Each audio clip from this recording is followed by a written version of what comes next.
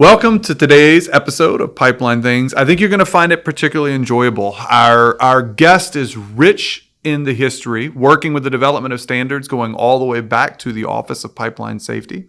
In this show, I've fully become a believer and acolyte of prescriptive regulation in the United States. You're going to want to pay attention to that. But no, more importantly, this is the final episode of our Sage series, and it's worth every minute of understanding how we got where we're at in this prescriptive regulatory environment, what a zero incidence looks like today, and even maybe what does the role of the environment look like moving forward, and how do we talk about that in our industry? Think you're going to enjoy it? Thanks for joining us today.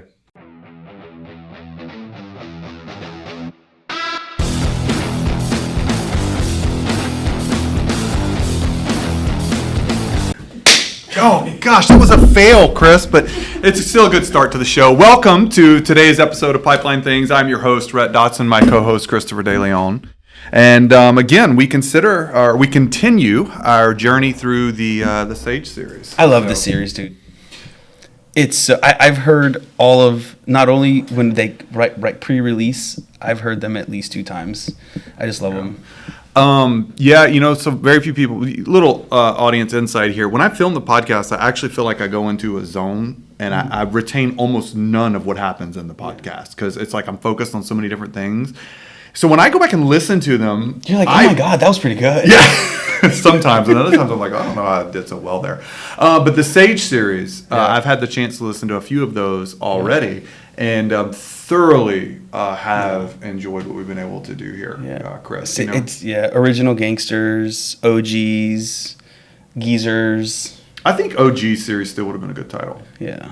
Sure, we could have gone for it. But I think we did a good job of achieving the objective. I think so, man. And so for me, I was thinking about, I just got back, a little audience insight. I've had a good summer vacation this year. My family had a chance to do a lot of the national parks. California, highly, highly recommend if you get the chance to do national parks. But you know what's amazing about the national parks, Chris, and it ties in very well to this episode, is understanding how the national parks came to be, because they weren't always there. And believe it or not, we actually have pretty strict laws on what can become a national park, and actually the difference between a national park and I learned a national monument. But if you go back and look at the history of the national parks in the early 1900s, Teddy Roosevelt actually played a role in that. They did it because they realized if they didn't preserve what was there in the United States, it wouldn't remain and would likely get commercialized. So we actually had some really funny things happening. Like if anybody's ever been to Niagara and you see how commercialized Niagara Falls is, the Europeans were actually making fun of us when that happened. And the United States realized, hey, we have this gorgeous infrastructure we need to protect. And then at the same time in California, the redwoods are majestic. But like anything that's majestic, it also has a lot of wood. They needed wood in California for the gold rush and other things that were going on. Yeah. So people were cutting these amazing trees down, and the national public had this huge outcry. So if you actually look at the National Park Service badge, I learned this when we were there, it actually has a sequoia tree in the background as a reminder of why that institution exists today. And it's to protect the resources and the beauty that we have. Yeah, so I think that history is just, it's cool to understand how and why we have those things. It's also been inspiring, right? Yeah. Kind of makes you think like, oh, I want to help that. I want to contribute towards that. Yeah, when you're there, you're like, I want this to stay like this. Awesome. I don't want people to be anywhere near this. Why are you dropping that on the floor? Pick that up. I get really upset. Why is there a mess here? Do you see how beautiful this is? Yes. Like, this is General Sherman tree. This dude's 2,400 years old. You don't leave a plastic water bottle near the General Sherman tree. Yeah. So, it's really great. But, I think it also... The funniest part is, like, I could totally see you doing that. Like, I can already hear you yelling at Caleb. Why are you doing that, Caleb? No, my family knew. Like, you might have been, like, on, like, probation, like, missed the rest of vacation if you had done that. I will put you on a plane. You're going home. God forbid. Like, if I would have seen my kids break out a pocket knife and try and carve into something, there probably would have been... Yeah. I don't know, CPS would have been called or something. But it really ties in, I think, with what we've been trying to do in the Sage series, and in particular today's guest. Yeah. So I want to let the audience know, we do show prep before. Yeah. I have been very excited about this episode because this particular guest has been in the industry, like all of our sages, a long time, and brings a rich understanding of the history of how and why we got to the regulatory environment that we have today. Yeah. And I'm looking forward to him being able to share that with y'all. And again, one of the reasons why I feel like we've done a pretty decent job in putting this series together, and obviously kudos to everybody that's joined us, all of our guests, is they all kind of bring a different perspective. Yeah, they do. Right? So they all have been in the industry 30 plus years. They've all kind of had a focus, right? So, I mean, whether we look at Dr. Lavis or we look at Jerry or Dr. Dave, Russell, whoever it is that we brought on, they all kind of give us a perspective, all looking towards the same thing, but in their own view, right? So we can kind of learn a little bit from all of them. So it's really exciting. Yep. So without, again, we're going to go ahead and bring our guest on. You want to introduce him? No, go ahead, brother. Oh, right. So we are going to bring Andy Drake. Please come on, take a seat and join us here. It's really my pleasure to bring Andy on. And I'm going to let him introduce himself. So, Andy, what did you think of that segue? Were you just marveling at how... I'm impressed with the passion and the energy. I have to admit, I'm honored to be a part of the Sage series and not the Old Geezer series. That really felt like quite a promotion, actually, right away. But you got to thank Dr. Dave for the geezer term. We made it quite clear in that episode that it was his term, not ours that was applied. So if you don't choose to self-ascribe that term, it's okay. We'll go with Sage. I'm proud to hang out with folks like that. That's a good group. Sage or Old Geezer, either way, works great. But, so, Andy, I kind of alluded to it in the introduction. I'm really excited to have you on because just the history and perspective that you bring with so many more years of experience. I don't want to say if you add Chris and I's experience together, you probably have more than that. And certainly to a lot of our listeners who are younger. I mean, we bring maybe on average 3, 5, 10 years of experience, and you have substantially more than that. So, but I want to add to that if I can real quick. Go ahead. But it's also the type of experience, right? Like Russell, brought that whole perspective of control room management and, the evolution of like paper to automation and how technology can support with things like focusing where you need to. And I won't go through all of them. My point is everybody's had a different perspective.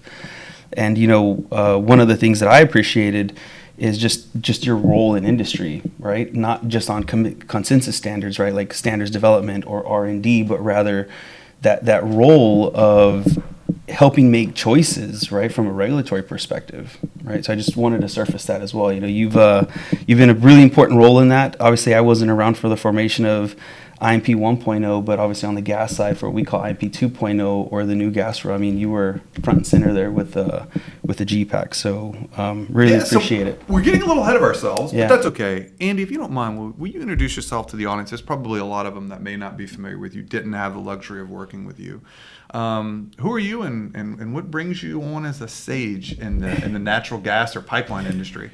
Well, 42 years ago, I graduated from the Ohio State University, background in mechanical engineering. Welding is my background.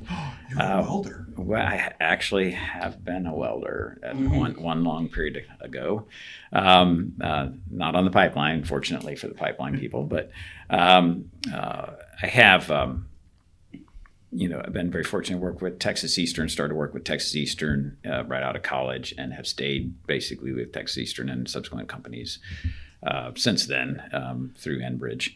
And I was fortunate enough to get involved in some of the technical research work at a very young age, construction work out on the projects, got involved in failure investigations because of my background very early in my career.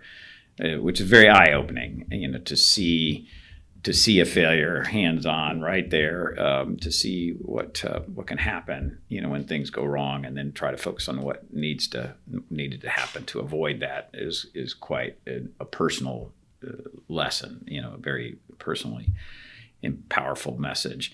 But I was then moved into basically working with the ASME committees and ended up being the chairman of the ASME gas pipeline standard and was chairman of the effort that led to the B31.8S document that became the Subpart O of the regulations, and worked with a great group of people,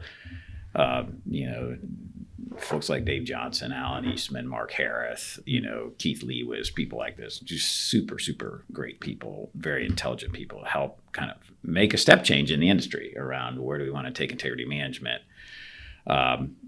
2.0, so to speak. You mentioned that. How do we want to advance the standard of care? And then was asked to serve on the advisory committee to the secretary, what they call the Gas Pipeline Advisory Committee, to PHMSA on all rulemakings. That was 22 years ago. So 22 years ago, you were asked to serve on the advisory committee for gas pipelines. That pre 1.0, so pre the first regulation. That was the first regulation. Wow. That's when I was chairman with ASME. They asked me to sit on it because of the work we were doing on the S document, and sat on it ever since. Wow. So that was 22 years ago. It's been a long ride. You This think is back on it. this That's been a long is time. going to be great. So you were around when the OPS existed, before PHMSA Yes. was even formed. Yes. Yeah, you've seen it all. And, PHMSA was really struggling at the time with a lot of issues from public confidence about incidents that had happened and whether the current regulatory structure was adequate and whether they were aggressive enough and whether industry was subscribed enough to try to prevent incidents.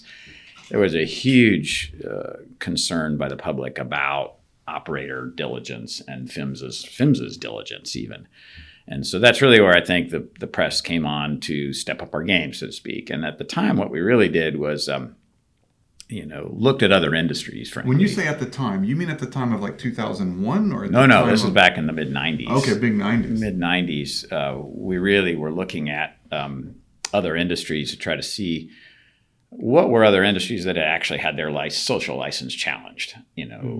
Things like the nuclear industry, the medical industry, the aviation industry, where the society really stepped in and said, we're not okay with the track that you're on right now, or this is so scary from a consequence standpoint. We really need to make sure we're sure. And what did they do to really step up their game? What did they really do to improve the confidence in the decisions they were making on managing integrity? And so we borrowed heavily from those industries, risk management approach.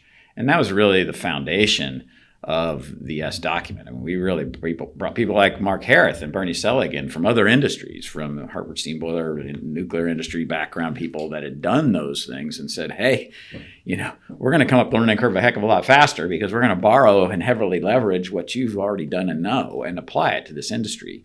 And that was huge. It helped us collapse the time that it took to get those things into place. And a lot of different thinking was going on at that time. And kudos to people that stepped into those committees and worked on the job, because they were really being challenging paradigms that were very old.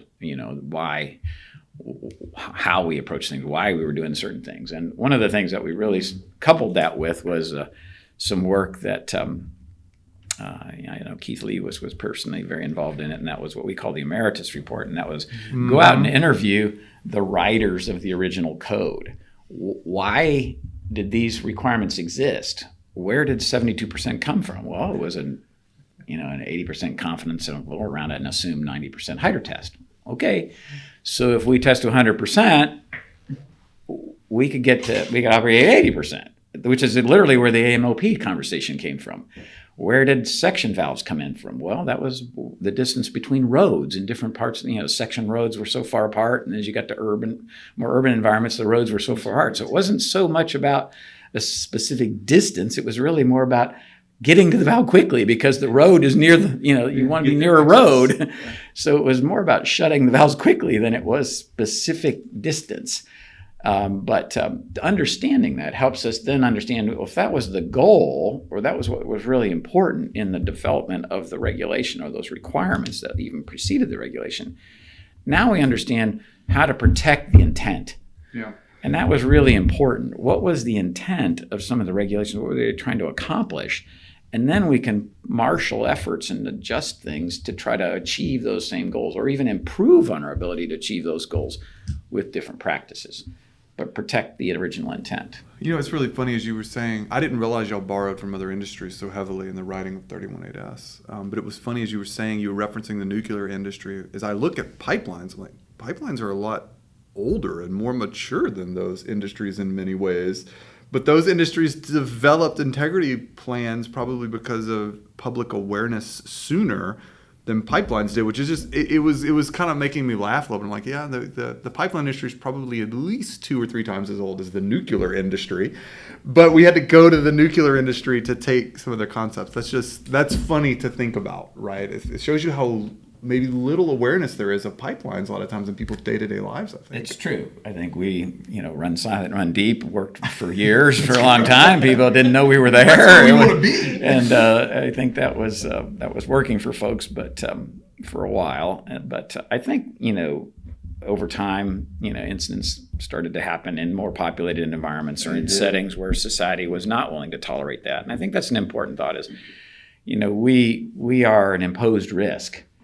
We're not like when you decide to drive a car. So they say, well, we're safer than driving a car. It's like, well, yeah, but people decide to drive a car. They didn't decide to have a pipeline in their backyard. So now we're imposing a risk on people. And so the standard of care that they expect is very high because the person whose the risk is imposed upon isn't necessarily in control of the risk. So they're trusting us and they're trusting a fabric or a series of barriers around that risk to be effective. They're trusting the operator to be effective. They're trusting the regulator to be effective. And they require all of those barriers to be working that they may not have direct control over, really don't have direct control over. But they want some line of sight and some confidence in the effectiveness of those barriers. And I think that's really important for our industry to understand is we have an obligation to protect people. That is our number one objective is to protect them while we do our work to transport fuel. Yeah, that's an amazing, honestly, Andy, that concept is amazing just because as you're saying it, I mean, most people when they choose to live somewhere don't assess whether or not there's a pipeline near it. Thankfully, most people aren't even aware of whether there is a pipeline near it. And I mean, I'm thinking just my own life, like I'm flying with my wife tomorrow to go somewhere, but we choose to take, that risk to get on the plane, right?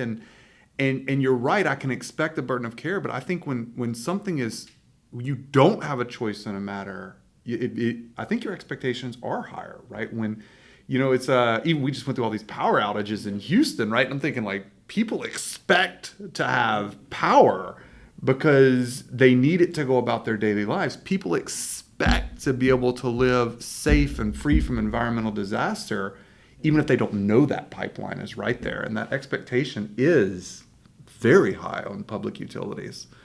So the public really depends on us and the regulator. And I think that sort of sets a tone of how clear is the regulatory guidance that the regulatory presence. A lot of people talk about prescriptive regulation, which is, a definitive set of guidelines that you have to meet. Versus more performance-based regulation, which is more of a goal outcome. Don't let this happen, or do whatever you need to do to prevent this. And there is an active debate, has been for many, many years. Look, I've been caught up on it myself about prescriptive versus performance. How, who, and why, and which one's better. I think it's an and proposition, and I think that's really important. In Canada, a lot more performance-based regulation. And it works. It works great. But there's a reason it deploys easier and more logically in Canada than in the U.S. The number of operators is exponentially fewer in Canada. So there's more opportunity for a very intensive conversation around performance expectations and plans to meet them.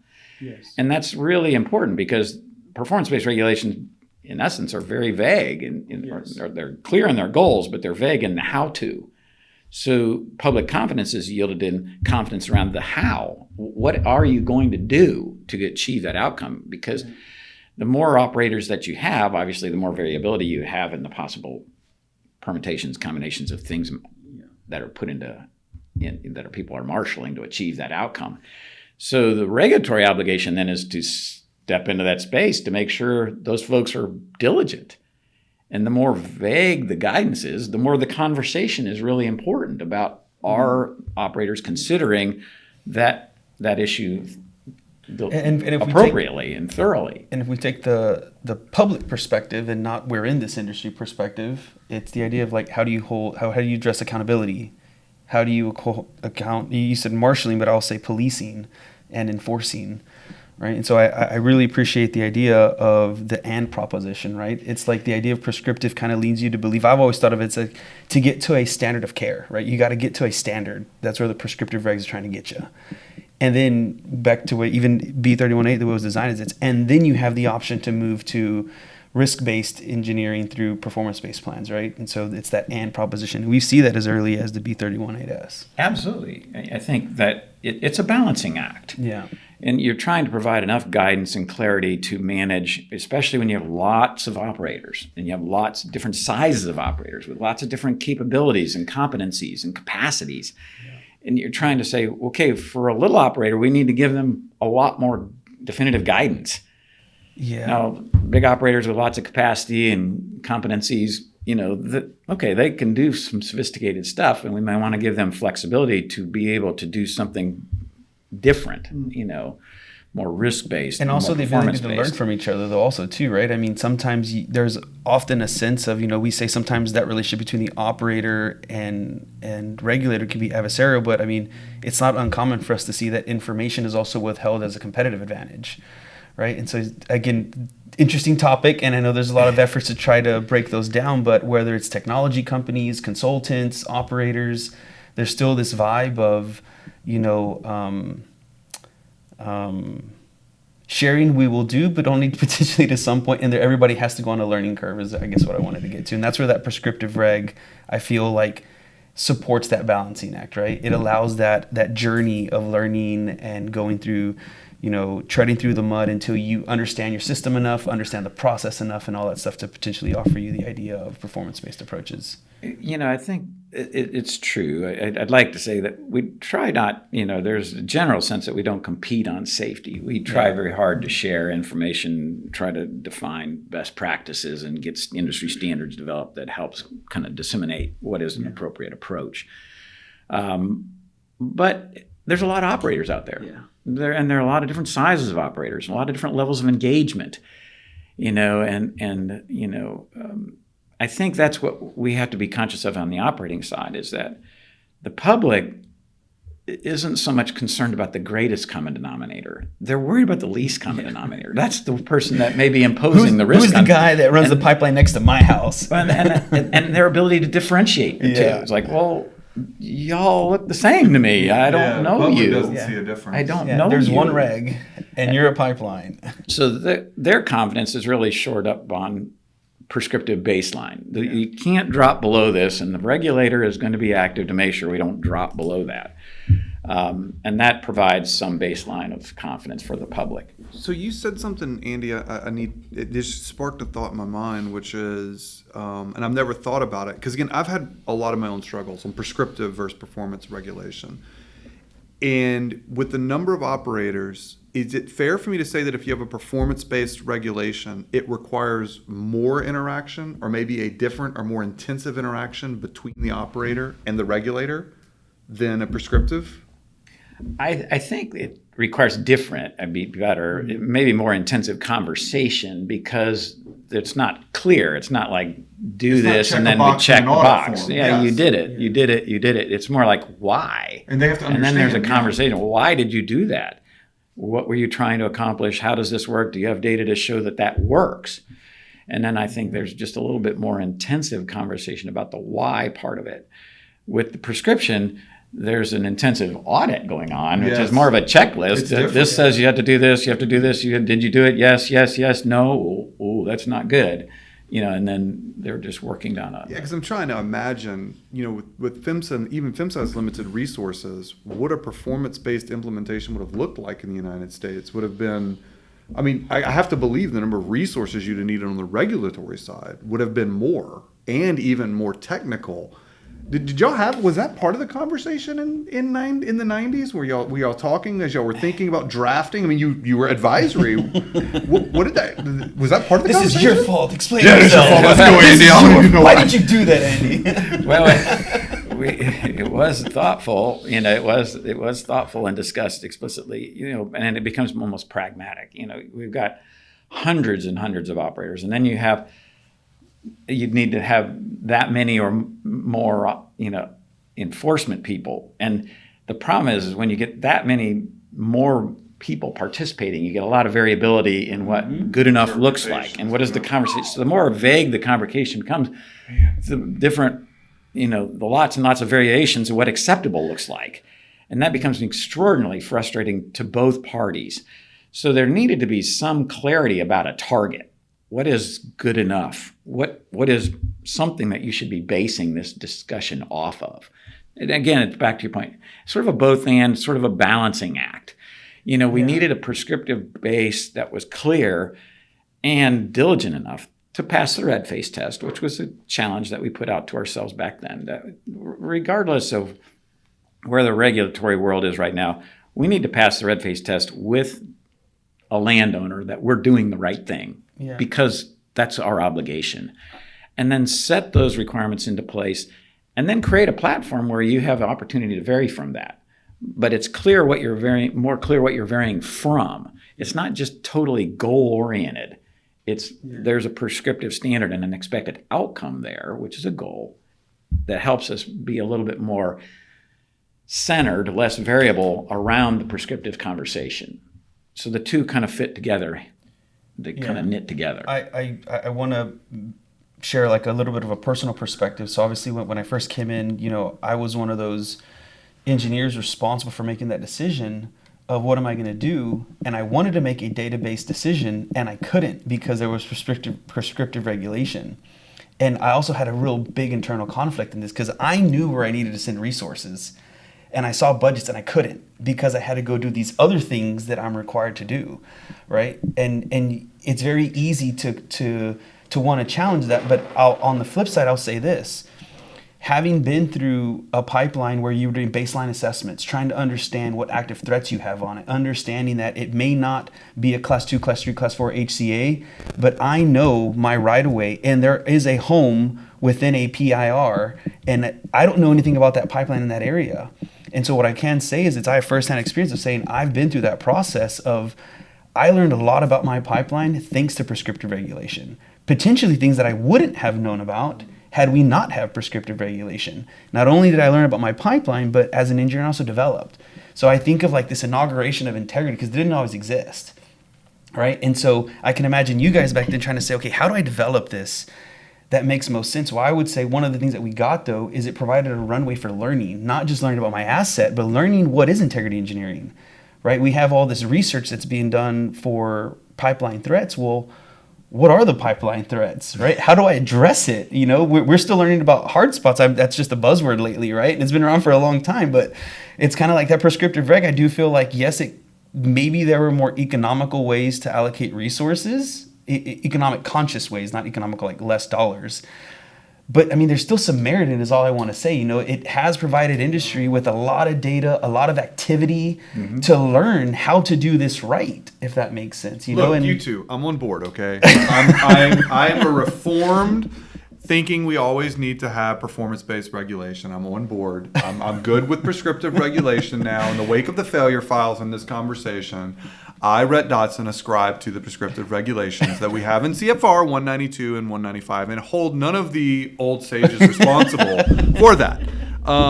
Actually, I also want to let the audience know, I'm looking at our show notes. I have a million questions I want to ask Andy, and I feel like we could make this a 4-hour episode. But we need to take a break so I can regroup with Andy, make sure that we can get all the content we want for you guys. We'll be right back in just a moment on Pipeline Things.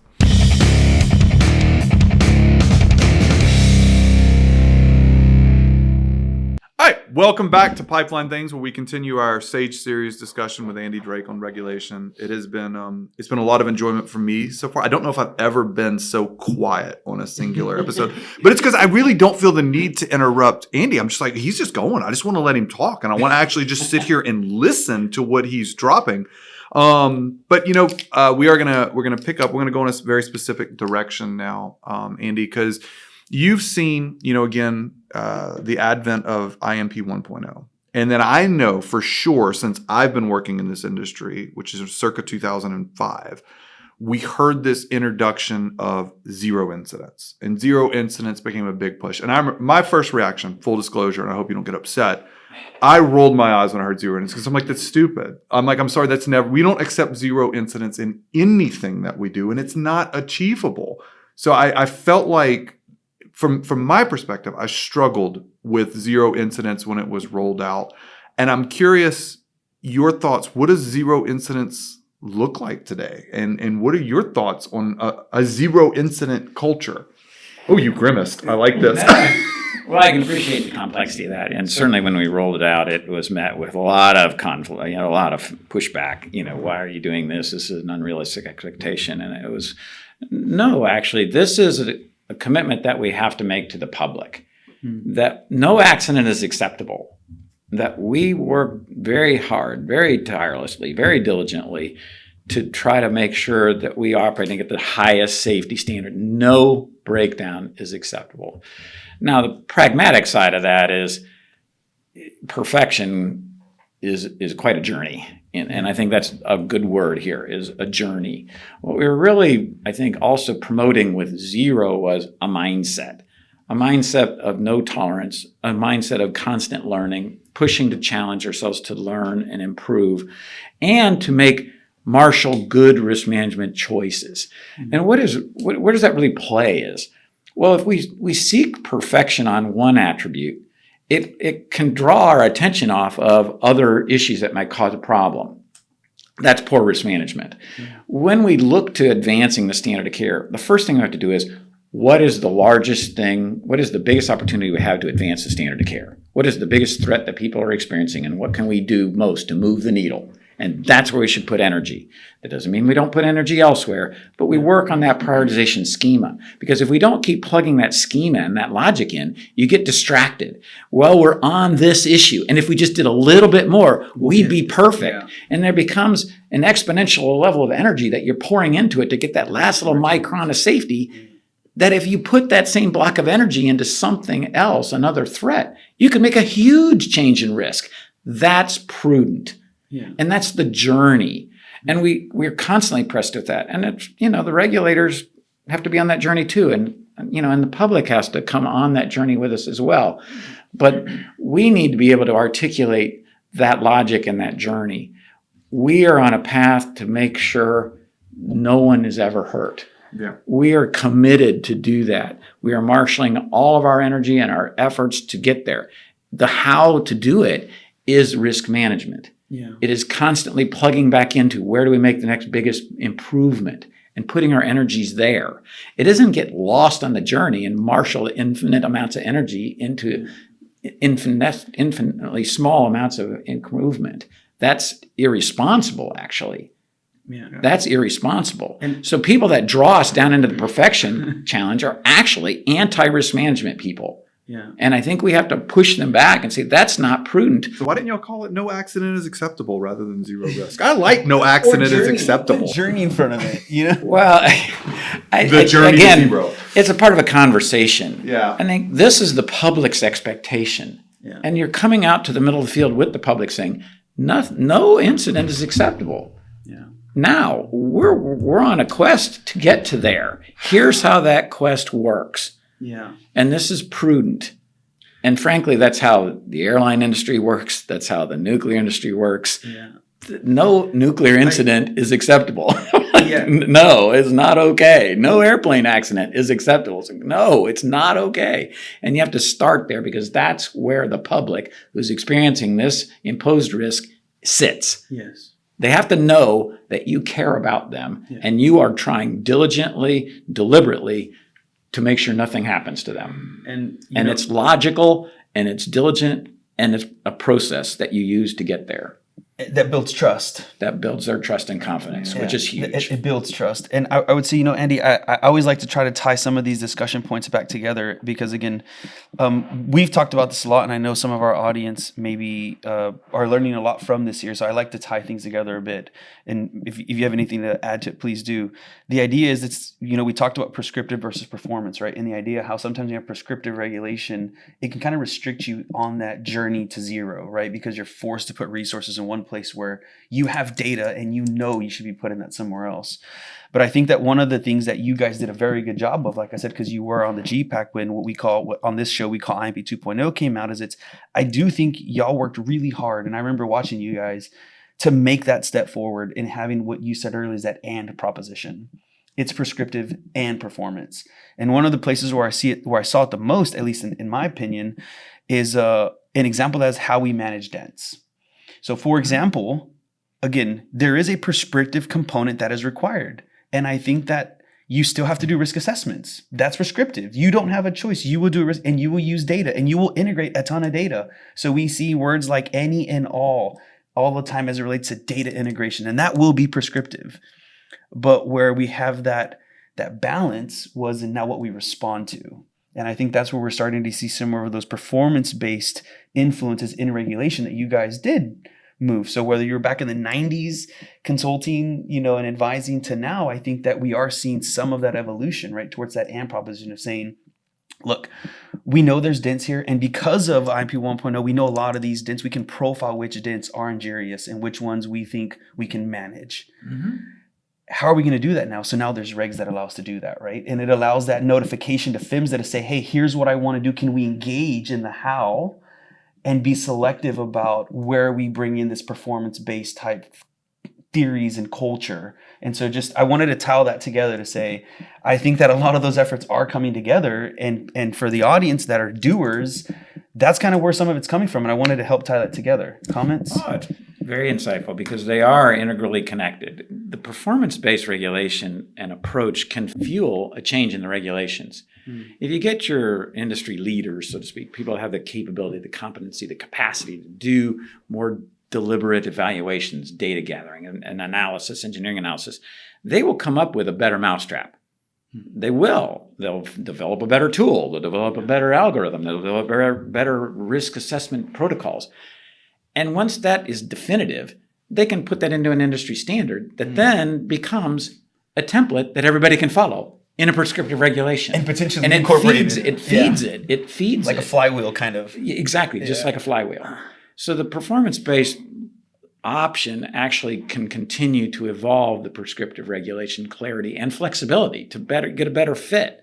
Because right now the prescriptive regulations can be very broad and generic to cover the worst case scenario. But over time, you want to use the performance-based solution to fine-tune that, to dial it in. So, well, if you had this data or if you had this information, you could do something a little different in the prescriptive regulation, which is touching on what some of the other sages have said, that requires both operators to be investing in research, to be investing in advancement, investing in the standards. If you're going to get that cycle that Jerry talks about, right, which is where ideally, research precedes standards, which then precedes regulations, right? You think about the performance-based stuff, that would have to happen as a result of that.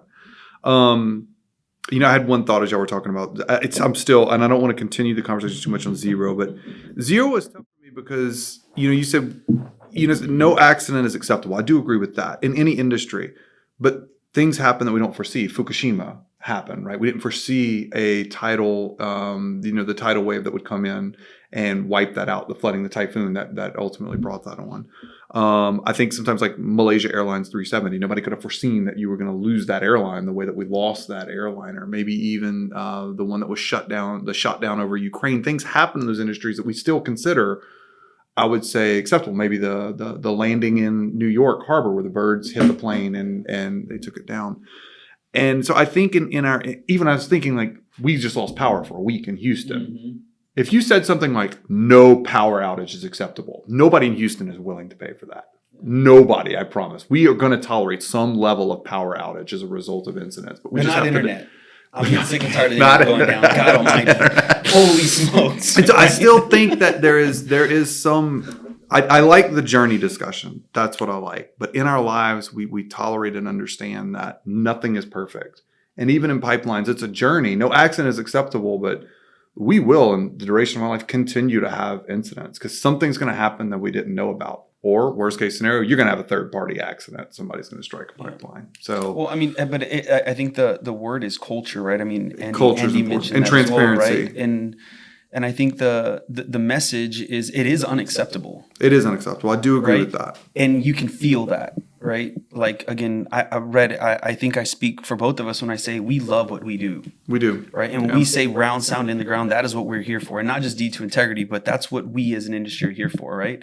And so I think it is fair to say it is unacceptable, right? However, unfortunately things happen. And you want to be transparent when they happen. And this is what and happened. the culture of how we address that, I think, is where potentially there's opportunities. I'll say it that way, right? Because I mean, this is very complex, and you've said that, and you've made that clear, right? As it's the intent and always valid, right? So, and I think as an industry, I feel like we're doing good. I feel like when we have failures now, I don't necessarily feel like there's a defensive posture.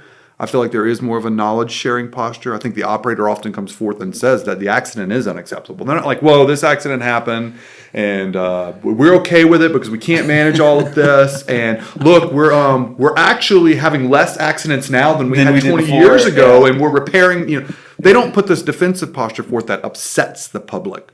And so anyway, all right, let's leave zero incidents because I feel like we could go on. Maybe that's a roundtable discussion. The last point I want to close with you, Andy, was the original rule focused a lot on protecting life. We talked a lot with Keith Lavis about that when he talked about, hey, the original PIR circle and 90% lethality. Everything, they took a method that was reserved around protecting life. And even the introduction of moderate consequence areas in the updated rule, when the NTSB advocated for that, they mentioned that, that failure location that happened so close to a major arterial right of way could have resulted in loss of life. And they wanted to begin protecting against that. So they expanded it with moderate consequence areas. I feel like lately we've seen a huge shift, or maybe a shift in the conversation to focus on environmental consequences. And I feel like that's coming for the pipeline industry, where we might see PIRs that are based on consequence area, or HCAs that are based not on proximity to life, but how much of a release you might have in the event that the failure occurs here. Do you have any thoughts on that, on whether or not how you see environmental impacts coming into regulations, and maybe influence, or maybe what our the climate, right? Yeah, I will, but I'm going to touch on something that you mentioned because I think it's really important. You said that we are now being asked to extend integrity management to MCAs because of events. If you read the S document, you'll notice it doesn't really talk about limiting integrity management to HCAs. It talks about this is how you do integrity management everywhere. Yep. And the HCAs were defined as a prioritization schema. When we did this 20 years ago, we knew, or we intended this to be deployed to the pipeline system. Yeah. HCAs was just a starting point. We knew there would be HCAs, MCAs, LCAs, low consequence, and the goal was to deploy it everywhere. And I think that's important. That was the original design. You're consistent with Keith. Keith said the same thing. He said Inga actually had a commitment to have everything fully covered, I think by 2024, and then they revised it to 2035 later on. We revised our goal when we talked to Carl Weimer about how many people are we protecting, not how many miles of pipe are we protecting. Shift the conversation. This is about protecting people. How many people? What is the percentage of the population that is provided protection, confidence via an integrity management plan? And then what's the next tranche? And what's the next tranche? And I think that's important because, conceptually, we wanted to define an integrity program that would deploy to all pipes. Yes. It was just then, that's too big that's back to risk management. That's too big an ask right now. So we start with where the high consequences are. Then we work to the next tranche. That's risk management. Yeah. And so that was fundamentally part of the design. I didn't mean to cut you off. I'm trying to answer his question. No, but I have to jump in, right? Because again, I want to share this, right? We just talked about the message that Zero put out, right? And I think something I wanted to highlight is prescriptive regulations can be hard because sometimes you don't see the value. But what we keep saying is it's people. And if you keep using the word people, life, people, things just begin to make more sense, and it provides a goal, right? It provides an ambition, a desire, right? So if I'm an integrity engineer or I'm an ILI analyst, listening to this podcast, or, I'm a potential future leader that's going to be on the GPAC or the LPAC or whatever, it's like, it is not hard now for us to understand, are there features or threats on the pipeline that will affect people? And that's easier to tie to than a PIR or a class location or a distance of pipe, right? My aim is very clear now. When I'm looking at these inspection results, where am I affecting people, right? And I just feel like it's a little bit easier to hold, because I'm telling you, Andy, you look at these and you're trying to do your DIG program, you're trying to establish your reassessment intervals, you're trying to fight for budget dollars, all of these things, and it's like, okay, class locations and 7-year inspection interval. You think about regulation. But if as the integrity engineer decision maker, I'm thinking, great, communicate this in terms of people. All of a sudden it becomes easier, in my opinion. It really helps. If you understand why you're doing something, then what you do makes more sense. If you understand if you're going on a journey, have a destination, know where you're trying to go, that's really helpful, in most journeys. But getting that clarity is really important. And I think one of the things we have to deal with, and this is back to your question, is what does society expect out of us? And now society's expectations of us is changing. Climate change is out there. People are very anxious about that. You've got a lot of pressure from society that this is something they're worried about. Mm-hmm. I wouldn't say everybody, but a lot of people. A lot of people enough to get a lot of energy around this, a lot of emotion around this too. So now we're being asked to complement that with an and proposition of a different kind. Mm-hmm. We want you to protect people and the environment. When gas pipelines were designed back in the 50s, or 60s, 30s, go back as far as you want to go, way back when gas pipeline standards were being developed, primary concern was people safety and that methane was not viewed as an environmental hazard. So releasing methane to the atmosphere was not a big deal. And the systems were designed that way. ESD systems were designed that way. It was designed, put it to the atmosphere and protect safety. Okay. Yeah. Well, as we talk about now, society wants us to look at environmental impacts also. It's like, okay, well, that's not the way the system was initially designed. So we have some very significant issues to deal with, yes. Not just leaks, but fundamental operational issues like valve packing and, rod packing on equipment and, leaking seals here and there, fugitive emissions, blowdowns, ESDs, pigging. Yeah. How the system was designed wasn't designed around that premise. So we have to rethink that whole premise, which society is asking us to do, which is fine. It's just back to risk management. Okay, how do we go about making a big improvement on this? And I think this is really important for industry. Rather than arguing with society over whether what they want is right or wrong, it's what society wants is what society wants. Yeah. It's our obligation to deliver what they want. And then how do we do that? And we own our space, not just safety, but the environmental impact. And we're going to own that. And we're going to own a plan on minimizing our footprint because that's our societal obligation is respond. So that, I think, is a big part of the leak detection rule that was in place. And it's going to be another journey. And that's another risk manager. Pick the biggest things that you can that make a big difference and then work to the next and work to the next and work to the next. And I think that will, you're starting to see that effectuated, whether that's through EPA with, emissions from, prime movers or PHMSA with, leak containment, those are all going to be just part of our obligation. Yeah. And I want to ask you this question, Andy. It's kind of to get your thoughts on. He has to answer it in 60 seconds or less. It's okay. It's his show. Didn't we say that in pre-show? Oh, I know, but Miss Producer's going to make him. We're going to run out of battery? No, I'm just kidding. The batteries are going to run out.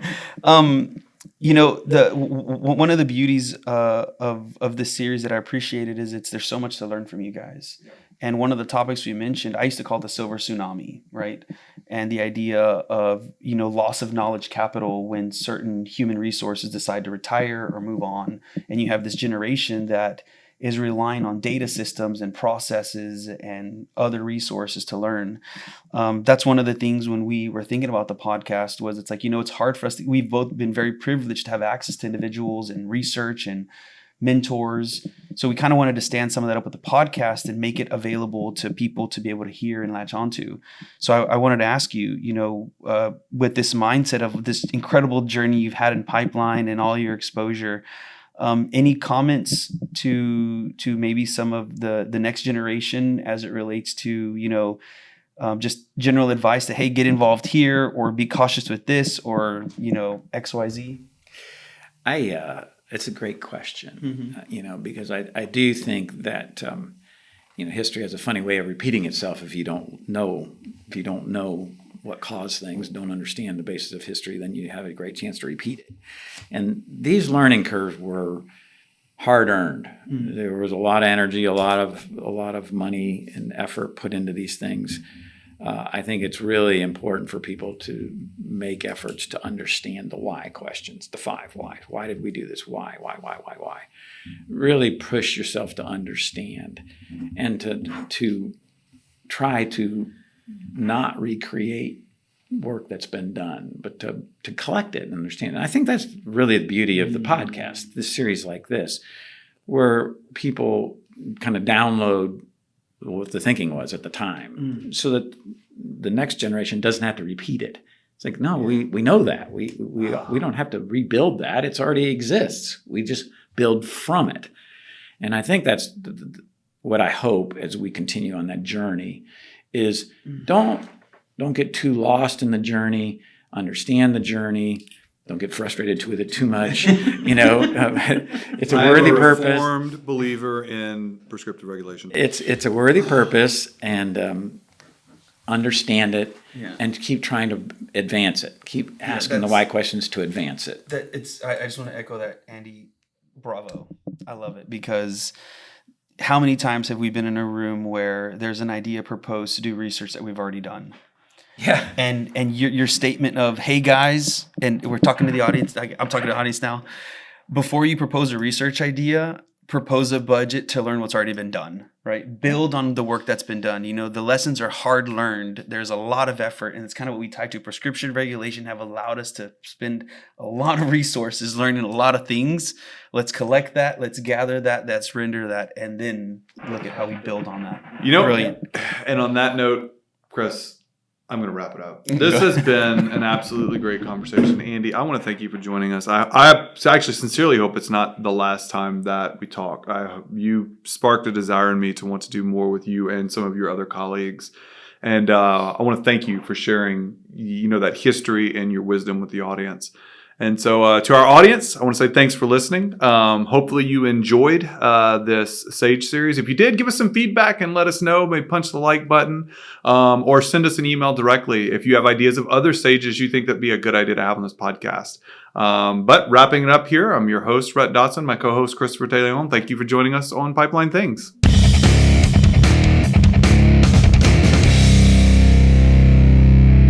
This episode of Pipeline Things was sponsored by D2 Integrity, produced by ADV Marketing, produced and edited by Sarah Roberts with support from Morgan Hutcherson. We'd like to thank SmartPipe for letting us borrow their office, and all contents are copyrighted by D2 Integrity 2024.